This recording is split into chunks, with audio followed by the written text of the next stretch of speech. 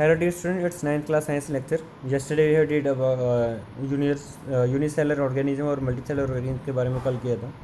Uni का मतलब क्या होता है, सिंग, और मल्टी का सिंगल मल्टी का मतलब होता है बहुत सारे. तो दोनों के अंदर डिफरेंस क्या है कि यूनिसेलर मतलब consist of single cell and multicellular का मतलब कि जो बहुत सारे सेल्स के साथ मिलकर बना है. Next is activities. इसके अंदर क्या, यूनिसेलर के अंदर एक ही सेल सारे काम करता है. इसके अंदर बहुत सारे सेल अलग अलग है. जैसे हमारे अंदर नाक वाले अलग हैं, कान वाले अलग हैं, स्किन वाले अलग है. तो हर एक जो सेल्स है डाइजेशन के अलग हैं, सांस लेने के अलग हैं. तो हर एक सेल जो है जो एक जैसी सेल एक जैसा काम करते हैं. इसके अंदर एक ही सेल सारे काम कर देता है. Division of lever. यूनिसेलर के अंदर कोई भी लेवर की डिवीजन नहीं होती, मतलब एक ही सेल सारे काम कर रहा है. और मल्टी सेलर के अंदर जैसे नाक वाले हैं वो सूंघने का काम करेंगे, जीभ वाले टेस्ट का काम करेंगे. तो हर एक का काम बटा हुआ है. रिप्रोडक्शन. सिंगल सेल जो है evolve in production of new organism during reproduction. इसके अंदर क्या है कि सिर्फ एक सेल जो है वो खुद ही सारे रिप्रोडक्शन वो खुद ही करता है, खुद ही अपने जैसे सेल बनाता है. और मल्टी सेलर के अंदर सिर्फ जर्म सेल्स जो होते हैं वही रिप्रोडक्शन के अंदर पार्टिसिपेट करते हैं और कोई जर्म सेल कोई सेल जो है पार्टिसिपेट नहीं करता है. नेक्स्ट इज डिवीजन ऑफ लेवर. मतलब काम कैसे करते हैं सेल्स के डिवीजन कैसे होती है. So all living cell have the capacity to perform various function but are the characteristic of all living organism. Division of layer means different part of body perform different function. So division of लेवर का क्या मतलब है कि body का हर एक part जो है वो अलग अलग काम करता है हमारे शरीर के अंदर. तो इसका मतलब क्या है कि हर एक काम अलग अलग फंक्शन करता है, हर एक सेल भी अलग अलग करेगा.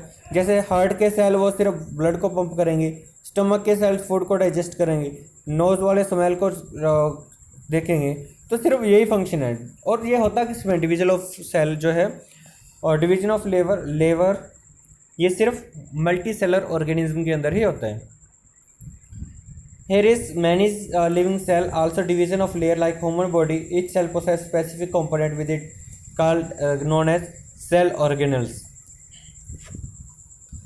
फर्स्ट का क्या है, जैसे synthesis of new material like protein by ribosomes in the cells. Cells of food by the chloroplast in the plant cell. Energy generating from ATP by mitochondria. Removal of waste substance from the cell lysosomes. मतलब क्या, cell के अंदर भी अलग अलग part हैं जो अलग अलग काम करते हैं. ठीक है. सो इस प्रकार से डिवीजन जो है वो हुई है. नेक्स्ट है शेप एंड साइज. की शेप कैसी होती है. जो सेल्स की शेप होती है वो किसी भी शेप में, जो ओवम भी हो सकती है आरबीसी की तरह, जैसे डब्ल्यूबीसी की ये होती है, फैट एग की ये होती है, हमारे बोन सेल है, ये हमारे ह्यूमन स्पर्म है, ये हमारा मसल सेल है, और ये हमारा सबसे बड़ा बॉडी का सेल है नर्व सेल, जो हमारे पैरों से लेकर दिमाग तक पहुंचा देता है बात को. तो हर एक के अंदर देखो साइज क्या है, हर एक के अंदर डिफरेंट है. Some are cell are spherical, और कुछ क्या है एलोंगेटेड है, कुछ स्पाइनल शेप्ड है, कुछ ब्रांच शेप्ड है, कुछ क्यूबॉइडल शेप्ड है. तो हर एक जो सेल है अलग अलग शेप के अंदर होते हैं. साइज कैसा होता है सेल का. जो सेल का साइज होता है वो अलग अलग सेल का अलग अलग साइज होता है. ठीक है. सो इसके अंदर जो सेल के बारे में आपने पढ़ना है वो क्या है कि जो सेल होता है वो माइक्रोन्स. इसको ये जो यू लिखा हुआ है ना, इसको अगर ऐसे लिखते हैं ये माइक्रोन है, ये हमारा यू हो गया, लेकिन ये हमारा माइक्रोन हो गया. ठीक है. सो माइक्रो या माइक्रोमीटर या एंगस्ट्रॉम में हम इसको डिनोट करते हैं. जो सेल का साइज होता है वो 0.2 0.5 जो है माइक्रोमीटर से 18 सेंटीमीटर एग सेल होता है ओस्ट्रिच का सबसे बड़ा सेल, सबसे बड़ा अंडा जिसको बोलते हैं. ठीक है. यहाँ तक हो सकता है.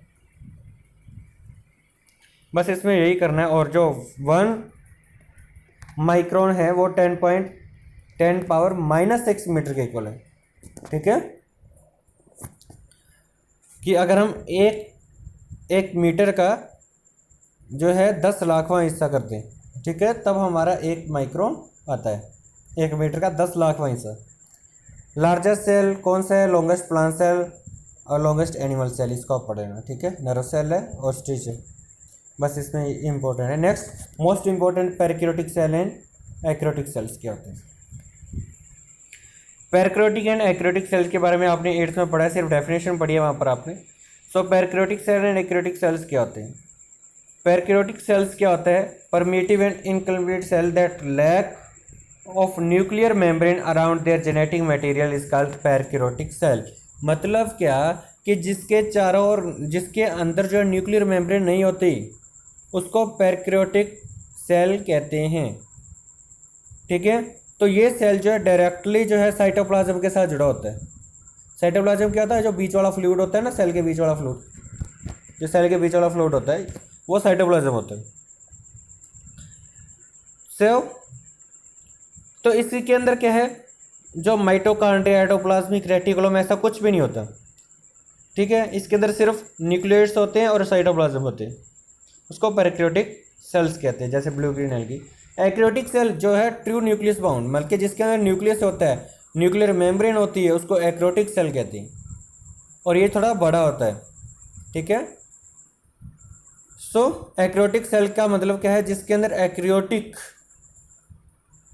मतलब क्या, कि सारे के सारे न्यूक्लियस, न्यूक्लियर मेम्ब्रेन, माइटोकॉन्ड्रिया सब कुछ होता है, वेल डेवलप्ड, एक अच्छा जो सारे के सारे काम कर सकता है सेल, वो एक्रियोटिक सेल्स होते हैं। दोनों के अंदर डिफरेंस क्या है, एक्रियोटिक सेल 1 to 10 माइक्रोमीटर का होता है और ये 1 to 100 माइक्रोमीटर का होता है। इसके अंदर न्यूक्लियस होता ही नहीं है, एक्रियोटिक के अंदर न्यूक्लियस होता है।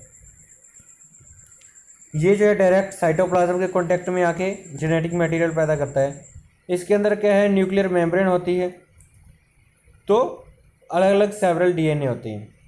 इसके अंदर न्यूक्लियस एब्सेंट होता है, इसके अंदर प्रेजेंट होता है। सेल डिवीजन, इसके अंदर सेल डिवीजन जो है होती नहीं है, और इसके अंदर सेल डिवीजन होती है, क्योंकि हर एक का काम अलग अलग है। इसके अंदर वक्कल्स नहीं होते, इसके अंदर क्या है, वक्कल्स होते हैं। प्लांट सेल और एनिमल सेल में आपने किए थे ये पार्ट। सो प्लांट सेल और एनिमल जो आपने 8th में किया, सिर्फ उसी को एक्सपेंड करके बताया गया इस सेशन के अंदर। ठीक है, सो ये डिफरेंस है, this you have to do. Eukaryotic and pancreatic cell is important. Thanks बेटा, हैव गुड डे बेटा।